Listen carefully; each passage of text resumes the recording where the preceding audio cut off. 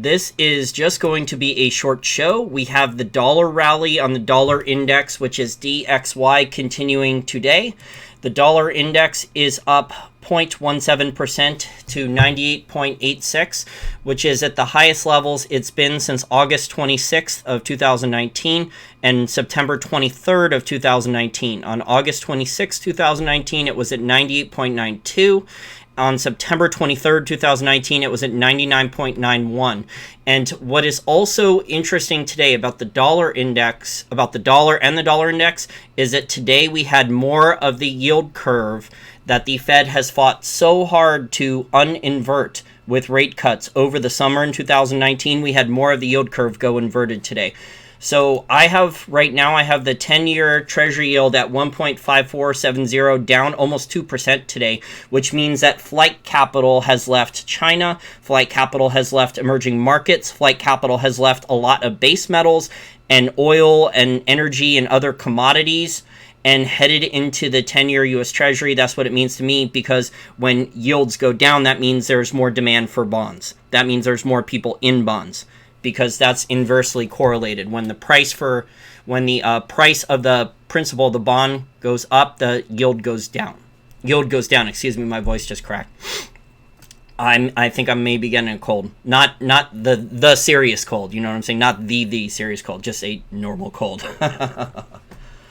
What was also interesting is I wanted to check the trade-weighted dollar index, and I went to the St. Louis Fed website, and the trade-weighted dollar index, and this is weird, and you guys can check this. It says it's discontinued now. It says it's done. The last update was on January 6, 2020, when the trade-weighted dollar index got to 128.6539. So I don't know if the Fed thought it was useless, or if they just decided they don't want to tell us this anymore. But I searched trade-weighted dollar index, and I went to some other websites, some private ones like Y-Charts and a couple others, and they hadn't had updates since the first week of January 2020 and the last couple days of December 2019. So very interesting that the trade-weighted dollar index, I'm not seeing any updates on the St. Louis Fed website. Just weird. So we have a situation. Let me talk about the yield curve more. The yield curve, the Fed really does not like the yield curve going inverted, especially a large amount of it. If it's just a tiny part of the yield curve inverted, the Fed doesn't get too worried. The Fed starts to panic when, say, the 3-month Treasury has a higher yield than the 10-year, if it stays that way. And it looks like right now we do. The current yield for the 3-month is 1.56, according to GuruFocus.com, and the 10-year is at 1.54. So it is slightly inverted. And there are other parts of the yield curve that are also inverted. The 1-month yield is higher than the 1-year yield. The 1-month yield is higher than the 2-year yield. There are other parts of the yield curve now that are inverted. And this is why there are Federal Reserve Board of Governor members that are discussing another rate cut, and why the prediction market, the financial professionals who bet on Fed fund futures rate cuts, the probability of another rate cut, of at least one rate cut now, when the Fed was claiming initially for the last couple months that there wasn't going to be any rate cuts in 2020. They were going to wait and see on the data, but probably no rate cuts. But now the probability of a rate cut, at least one for 2020, is up a lot. And maybe they'll use the coronavirus as an excuse. Maybe they'll use a strong dollar as an excuse. Maybe they'll use an inverted yield curve as an excuse. We don't know. Probably won't be the truth. It could be a combination of factors. But if the yield curve either stays inverted, slightly inverted, or gets more inverted, the Fed will start to go into panic mode. Because this is what happened if you're not paying attention to my channel, if you're not one of the 31,000 YouTube channel subscribers to my Wall Street for Main Street channel. If you're fairly new and you were not around here in the summer, I was talking about why the Fed panicked and went to 3 rate cuts very, very quickly over the summer, July, August, September of 2019. And it was, in my opinion, the main reason was to uninvert the yield curve, to use brute force to try to uninvert the yield curve, because the yield curve is such a accurate prediction of an official recession. Now, it is a leading economic indicator yield curve, but there is a long lag time depending upon which research papers you look at. I've seen research papers that say it's 18 months. I've seen research papers that say it's 6 months. I've seen research papers that's 2 years. I've seen research papers up to 44 months. So if you take an average, if you take like a range there, the range of the academic research and the other research for how long it takes the yield curve to start to work into an official recession is between 6 months on the low end and I think 44 months, give or take, on the high end. So it will be interesting to see the Fed's response to all of this. There has been no beautiful deleveraging as Ray Dalio has claimed. It's been the exact opposite. Governments have drastically increased the amount of their borrowing, and corporations have increased the amount of their borrowing too since Ray Dalio wrote that beautiful deleveraging white paper. I think he wrote the beautiful deleveraging white paper. Maybe it was 2011 or 2012. It's a long time ago. He wanted nominal GDP targeting, financial repression with interest rates manipulated lower, and asset prices inflated nominal value so he can make more money off of that.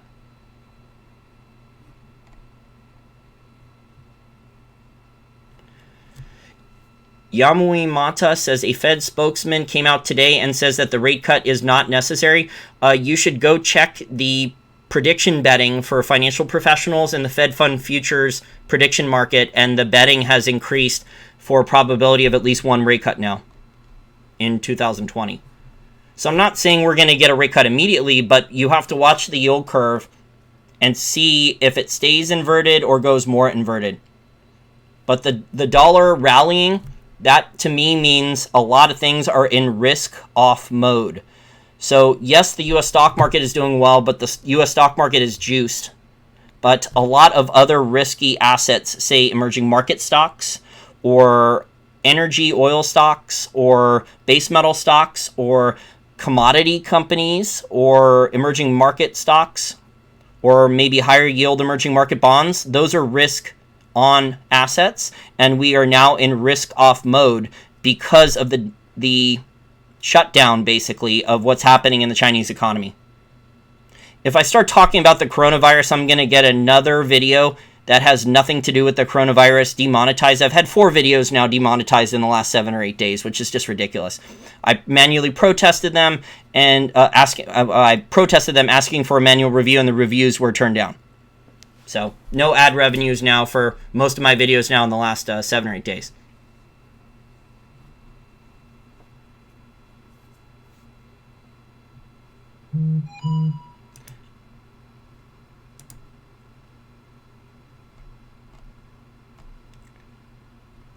Wow, that was a bad troll.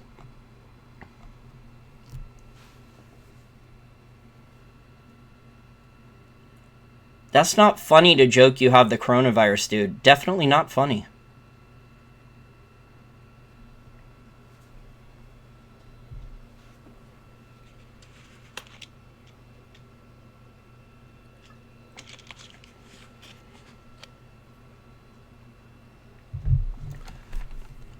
Okay, so this is just a short show for now. Actually, I was planning on doing another show, but now that we've had the yield curve and the dollar rally continue, the dollar looks like it wants to test 99. The dollar has not stayed on the dollar index above 99 for a long time. It briefly went above 99, like I said, in September 23rd. It briefly went above 99 to 99.11, and then within 3 weeks, it was back down to 97.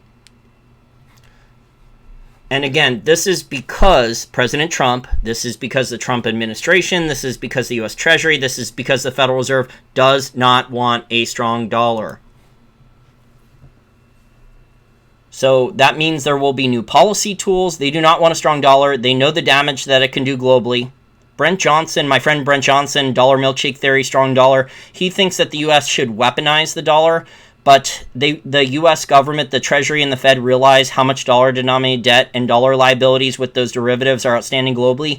And the more the dollar rallies, say, to 101, 102, the more likely there will be an increasing amount of defaults on that dollar-denominated debt. It becomes more and more onerous, especially when you add on the lack of economic activity in Chinese economy with exports. So if you are an emerging market country and your business model for your companies and your country is to export a lot of base metals and commodities and agriculture to China, or export consumer products or luxury items to China, that's probably going to take a hit, at least for a while. Don't know how long. I don't believe any of the official coronavirus numbers, but it's going to take a hit for a while, especially with the oil market. How much the oil market's down almost 20% in barely a month. So the oil market has it's gotten clobbered. Let me take a look at the oil price. Oil price not holding above 50. Oil price back down. The WTI crude price is back down to $49.81 as of right now. So not good. These U.S. shale oil producers, as a side effect of the Chinese economy, the slowdown in the Chinese economy, and the much lower oil price, these shale oil producers, the ones that are over leveraged and did not hedge their oil production more about a month ago when WTI was at $63 a barrel, the shale oil producers with bad balance sheets, they're going to be in even more trouble soon. China GDP predicted 4% instead of 6%. That's interesting. I'm surprised they even lowered it at all.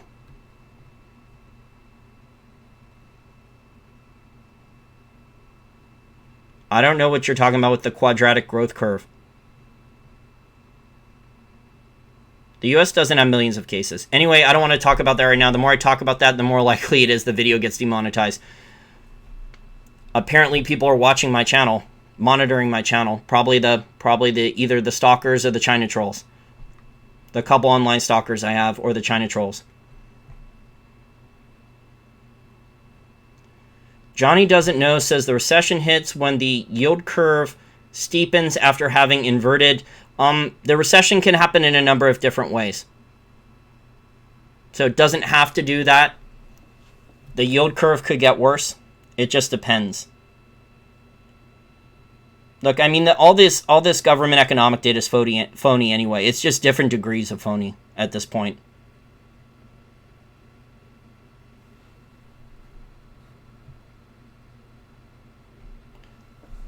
Okay, well, that's it for the short little video. Bottom line is this dollar rally is going to continue, I think, at least in the short term. But the U.S. government, the Trump administration, President Trump's probably going to tweet about it if the dollar continues to rally. The Federal Reserve, the U.S. Treasury, and the Trump administration do not want a strong dollar. They do not want the dollar index going to 101, 102, 103, 104, etc. You get the point. They do not want the dollar rally lasting that long. They know the damages it could do. Plus, they believe in mercantilism and a weaker currency to benefit exports. And a weaker currency also, in real terms, means the unfunded liabilities and all the other payments that the U.S. government has to make for Social Security, etc., are a lot less. So any rise in the dollar index would increase, in my opinion, would increase the likelihood of a Fed rate cut sometime in the next couple months. So if the dollar index continues to rally, it would become more and more likely that the Fed would do one rate cut, probably just a 25 basis point, quarter point rate cut. And you would be able to see that in the Fed Fund Futures prediction market, where the probability for a rate cut for 2020 has already increased substantially.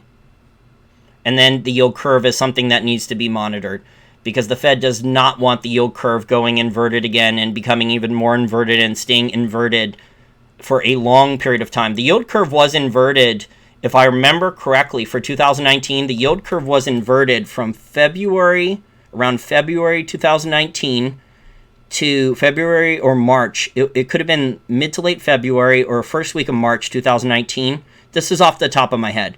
To August, I want to say. Late August, early September. After that last Fed rate cut there. When the Fed reversed quantitative tightening, reversed their balance sheet sell-off, their balance sheet decreasing, and then went to, well, first they ended QT balance sheet reduction early, and then they started the rate cuts too. And by then, once they had done a combination of those things, the yield curve uninverted. So the yield curve needs to be monitored. The Fed does not like the yield curve going inverted, because then you know what that means. That means CNBC and Bloomberg are going to start marching out the yield curve inverted experts, and the Fed doesn't want that. Okay, everyone, bye for now. Thank you very much to my 250 Patreon account contributors, my dozen or so monthly PayPal contributors. People tip me once in a while. It's much appreciated. Also accept crypto donations. And surprisingly, gold's holding up fairly well. So gold has not crashed. It's holding up around $1,571. Silver is struggling to get and stay above 18. Maybe if the copper price continues to crash and copper miners get in trouble, because a lot of silver byproduct is from copper miners, that will help silver. So we'll have to hope that happens with the copper and base metal miners, that a lot of this silver, their silver production comes offline. That should be good long term for silver. Okay, everyone, have a nice week. And if there are any interesting current events or news, I will try to get out an update in the near future. I was supposed to do another show on pension funds, there was a big pension fund cut in Ohio. I'll try to do that in the next couple days.